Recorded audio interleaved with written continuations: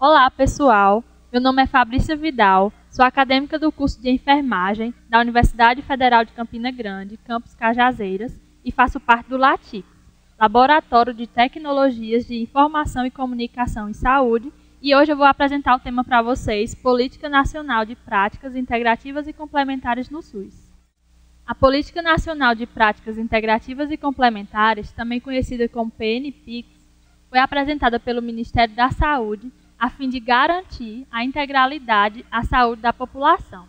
Essas práticas elas são mais voltadas à prevenção de agravos, à manutenção e recuperação da saúde.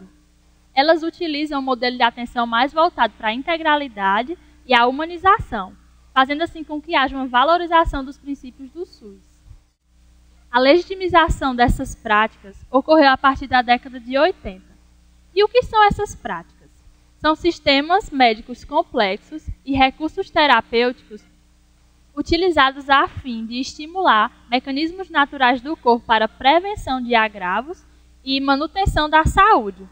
Essas práticas, elas utilizam tecnologias eficazes, por exemplo, a escuta acolhedora, um exemplo de tecnologia leve. E qual é a finalidade disso? Isso é bom porque faz com que haja uma interação melhor do profissional com o paciente, além de promover o autocuidado, fazendo assim com que o paciente ele deixe de ser um sujeito mais passivo e passe a ser um sujeito mais ativo. A PNPICS foi aprovada a partir da Portaria 971, de 3 de maio de 2006. As práticas que compõem essa política são termalismo social ou crenoterapia, homeopatia, medicina tradicional chinesa, que nós vamos falar um pouco da acupuntura em especial, plantas medicinais ou fitoterapia e medicina antroposófica. A Política Nacional de Práticas Integrativas e Complementares no SUS é composta por 9 diretrizes, porém nós vamos mostrar para vocês 5. A primeira, ela fala do estímulo das ações intersetoriais. E o que é isso? É quando setores distintos, eles se articulam, setores como saúde, educação, assistência social, almejando assim a integralidade do cuidado.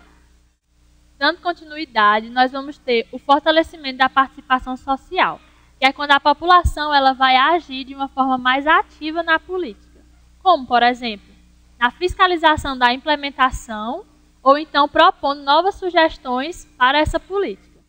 Dando continuidade, nós vamos ter a promoção do uso racional de plantas medicinais e dos fitoterápicos no SUS e está intimamente ligado a ela a garantia do monitoramento da qualidade dos fitoterápicos pelo Sistema Nacional de Vigilância Sanitária. Essa promoção do uso racional nada mais é do que sensibilizar a população acerca do uso dos fitoterápicos, visto que a população acha, pelo menos a maioria dela, que como é um produto natural, não vai trazer efeitos colaterais. Porém, muitas vezes pode trazer o contrário. Em vez de estar ajudando, pode estar piorando o quadro do paciente. Já essa garantia do monitoramento da qualidade é mais em relação a isso também, para saber se o medicamento está sendo preparado de forma correta, como está sendo feita essa preparação para que seja disposto ao mercado. Bem, e por fim, nós vamos ter as ações de acompanhamento e avaliações das práticas integrativas e complementares, que visam avaliar os pontos positivos e negativos que estão colocados em prática, a fim de fortalecer as práticas que estão sendo feitas corretamente e corrigir os erros existentes. Bem, nós vamos iniciar as práticas falando sobre a medicina tradicional chinesa. A medicina tradicional chinesa ela surgiu há milhares de anos na China. Uma das especificidades dessa medicina tradicional chinesa é a acupuntura, e ela foi trazida para o Brasil há 40 anos atrás. A medicina tradicional chinesa ela é regida por 2 teorias, que é a teoria do Yin-Yang e a teoria dos 5 movimentos. A teoria do Yin-Yang diz que tudo, inclusive o corpo humano, é composto por 2 forças, 2 elementos. E esses elementos eles são, ao mesmo tempo, opostos e complementares. Quando há um desequilíbrio nesses movimentos, nessas forças, há o processo de adoecimento. Consequentemente, quando tem o equilíbrio, a pessoa se encontra no estado de saúde.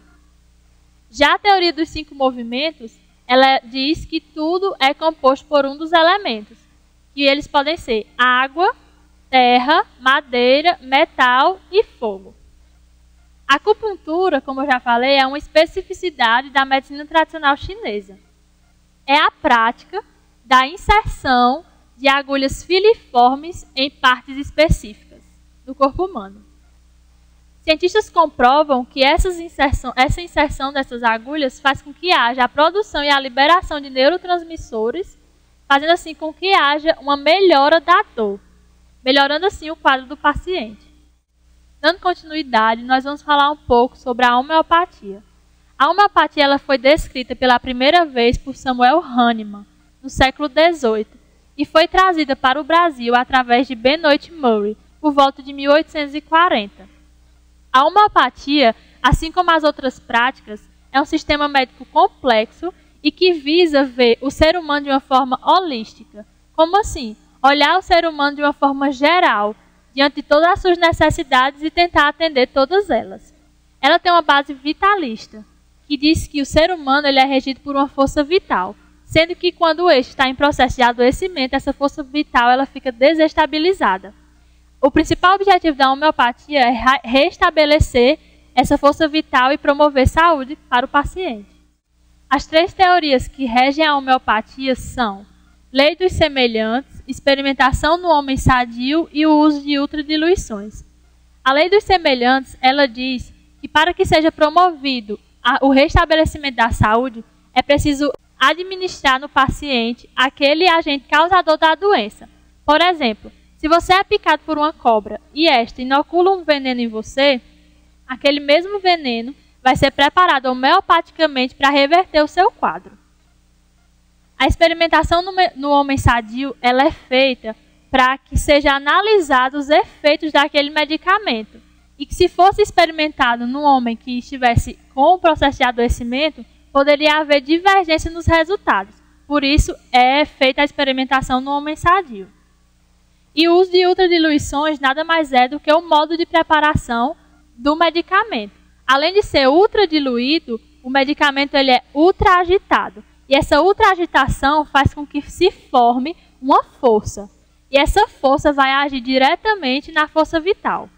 Bem, falando um pouco agora sobre a prática de fitoterapia e o uso de plantas medicinais, é algo muito comum de se ver, porque perpassa de geração para geração, tanto na nossa sociedade brasileira como no mundo inteiro. E o que nisso consiste?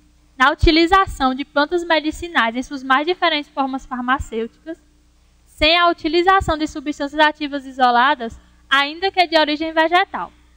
Porém, muitas pessoas acham que por ser de origem vegetal, essas plantas medicinais e esses medicamentos fitoterápicos, há uma utilização exacerbada.